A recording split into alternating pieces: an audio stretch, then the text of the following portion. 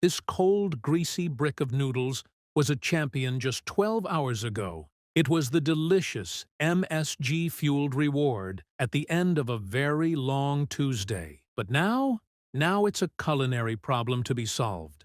Today, the solution is easy. We blast it with science for 90 seconds in a magic box that makes water molecules dance. Throughout nearly all of human history, managing leftovers wasn't considered a convenience. It was a genuine, time-sucking chore. You couldn't just zap your food. You had to bring it back to life, usually with the help of a very angry, very hot force of nature. So let's turn back the clock to a time before the satisfying beep of a finished microwave cycle. A time when reheating your dinner required skill, patience, and a healthy relationship with fire.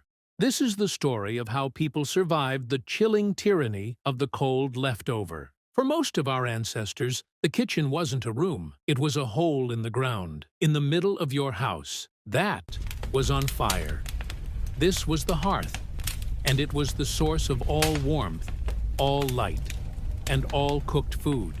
And if you wanted to warm up that hunk of mystery meat from yesterday, well, good luck. You see, an open fire doesn't have a medium-low setting. It has two modes, barely alive and raging inferno. Reheating food was a constant, delicate dance. You'd hang your big iron pot from a hook on a swinging arm called a crane and spend the next 10 minutes nudging it back and forth, trying to find that one magical spot that was hot enough to warm your gruel, but not hot enough to weld it to the bottom of the pot. It was a mess. The whole process took place in a thick cloud of smoke, because the chimney was either a simple hole in the roof or just a plain fantasy. Everything you ate had a default flavor profile of soot, and smaller stuff? Forget about it. Trying to warm up a piece of bread on a rock near the fire was a masterclass in failure. You'd end up with something that was both burnt to a crisp and stubbornly cold. A culinary paradox that tasted like disappointment. People spent their lives mastering this one, single, unruly appliance. They had long-handled forks, pans with legs called spiders, so they could stand in the coals, and a whole lot of patience. You didn't just reheat dinner. You went into battle against a fundamental force of the universe, and you didn't always win. Sometimes, the fire won, and you ate a cold, smoky potato for dinner. Again. For thousands of years, humanity was stuck in the smoky, dark ages. Then, the Industrial Revolution blessed the world with a new kitchen overlord, a massive 1,000-pound beast of black metal called the cast iron stove. This thing was a game-changer, invented and perfected by guys with names like Count Rumford, because of course he was a count. The enclosed stove finally tamed the fire. It put the flames in a box, which drastically cut down on the smoke and the risk of your cat catching on fire. But its real genius was the flat top. For the first time ever, you had a hot surface to cook on. This was revolutionary. You could have multiple pots going at once. You could slide your pan of leftovers to a cooler spot on the stove for a gentle warming. You had control. But this control came at a cost, because the cast iron stove was less an appliance and more a very needy, very dirty roommate. It was constantly hungry, demanding a steady diet of wood or coal. The first job of the day, every day, was to clear out the old ashes and coax the iron monster back to life.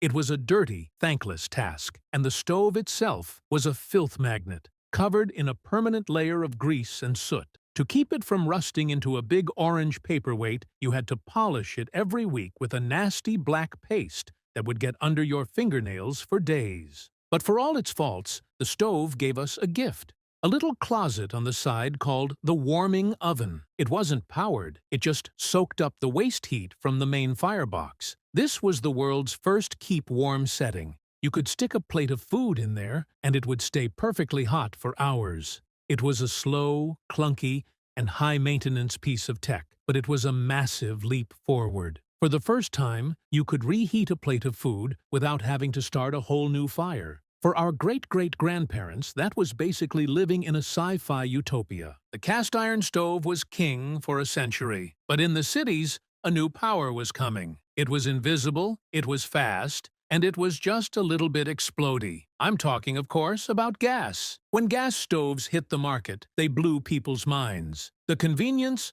was just insane. Imagine telling someone who'd spent their entire life shoveling coal that you could now summon fire with the twist of a wrist. Poof! Instant, controllable flame. Done?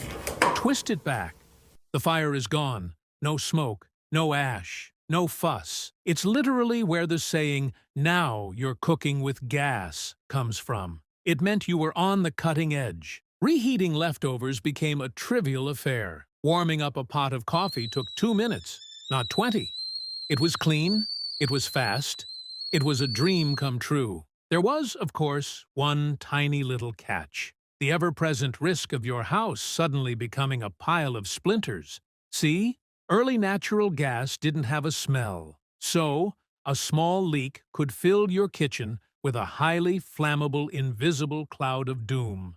All it would take is one spark from lighting a match, and boom!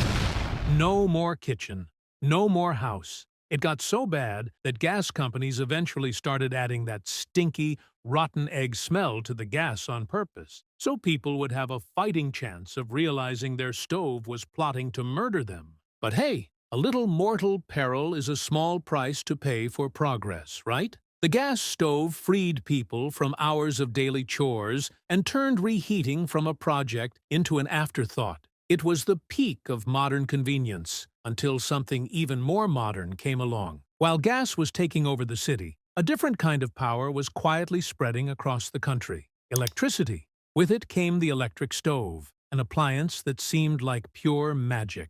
It got hot, red hot, with no fire at all. To people used to flames and combustion, it was just plain weird. Now, the first electric stoves were, to put it mildly, garbage. They took forever to heat up, they were ridiculously expensive, and they drew so much power they could cause a brownout for 3 blocks.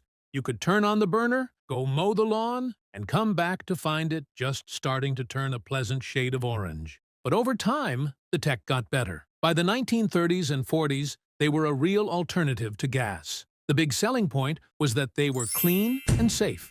No open flame meant you couldn't accidentally set your dish towel on fire. And best of all, it would never, ever leak an invisible cloud of explosive gas into your home. Instead, it introduced a new and exciting way to fail: the fuse box. Old houses had electrical systems with the structural integrity of wet spaghetti. If you tried to run your electric oven while someone else was using the toaster, you'd be rewarded with a sudden pop and total darkness. Then came the walk of shame down to the spooky basement to find and replace the one little fuse that had sacrificed itself for your high-tech lifestyle. For leftovers, the electric stove was another step towards effortless heat. It was clean, it was simple, and it was reliable, if a little slow on the uptake. It was the quiet, sensible appliance for a modern, sensible age. It was the future, and the future was slowly, silently, glowing red. So, stoves were the main way people reheated their food. But they weren't the only way. Humanity, in its endless quest for a hot meal, came up with some truly weird and wonderful solutions. First up, for the fancy folks, there was the chafing dish. This was the original portable food warmer. It's basically a double boiler for rich people. You've got a pan of water on the bottom, a pan of food on the top, and a little alcohol lamp underneath keeping everything nice and steamy. It meant you could have a fancy dinner party, and the food would stay hot right at the table. No more cold gravy. It was the height of sophistication and also a fantastic way to accidentally set your dinner guest on fire. But what if you weren't fancy? What if you were trying to save fuel, not burn it at the dinner table? Then you might have used the hay box. Yes, a box of hay. This is one of the coolest, weirdest bits of lost technology. It's a fireless cooker. The idea is simple. Heat is energy, and you can trap it. You'd get your pot of stew boiling hot on the stove for just a few minutes, then you'd take the pot, stick it in the hay box, and pack the hay in tight all around it. That hay acts as an amazing insulator. It would trap the heat inside the pot so well that the food would just keep on cooking, slowly, for hours. No fire, no fuel, no electricity. just the power of insulation. During the World Wars, governments told people to use hay boxes to save fuel for the war effort. It was your patriotic duty to cook your dinner in a box of dried grass. From a dangerous open fire to a clever box of hay, the struggle to reheat food has been one long, slow crawl towards convenience. Every new invention, every weird hack, was another step away from the misery of a cold, congealed meal. It was a war fought in kitchens around the world for thousands of years. So the next time you chuck your leftovers in the microwave, just take a second. As you're impatiently waiting for that final beep, remember the generations of people who had to shovel coal, scrub soot, and risk explosions just to do the same thing. That little box on your counter isn't just a convenience, it's a trophy. It's the finish line of a marathon that our ancestors started a long, long time ago. Be grateful that reheating your dinner is now a boring task, and not a life-threatening adventure.